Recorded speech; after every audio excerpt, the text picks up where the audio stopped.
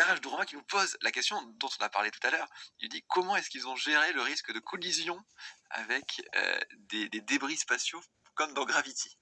Alors le risque déjà il passe par une surveillance des débris au sol en fait c'est surtout l'US Air Force qui a des gros radars au sol et des télescopes qui surveillent l'orbite pour voir s'il n'y a pas des débris. Donc on est capable de suivre la position de tous les débris qui font plus de 10 cm. 10 cm c'est pas gros, mais à 27 000 km ça fait des énormes dégâts. En revanche, en dessous de 10 cm, on n'est pas capable de les suivre. Et on sait qu'il y en a quelques-uns quand même. Donc là, il faut se protéger. Et la protection, elle passe par la conception de la capsule, donc avec un blindage qui est plus ou moins épais.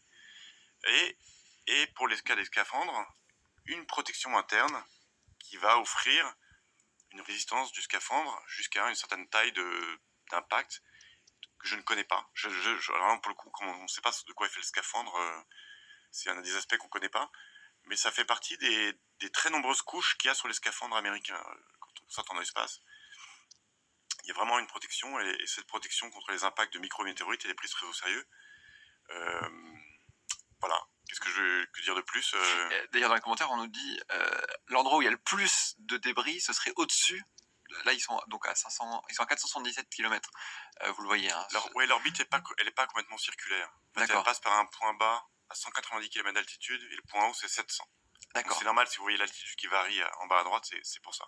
D'accord. On nous dit qu'il y a plus de chances de rencontrer des débris plus en hauteur, entre 500 et 1200 km. C'est vrai ça? Oui, ça c'est vrai, parce qu'en fait c'est les altitudes où il n'y a plus du tout d'atmosphère.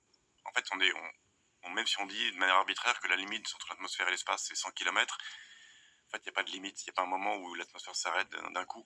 C'est très très très progressif.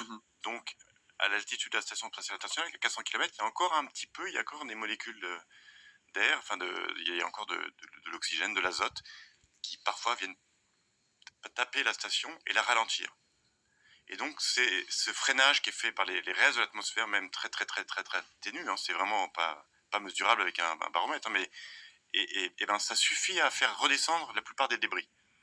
Donc ils sont freinés, ils redescendent et ils viennent rentrer sur Terre. À 800 km, la durée de vie d'un débris, ça se compte en centaines d'années. Donc avant qu'ils redescendent, il faut être très très patient.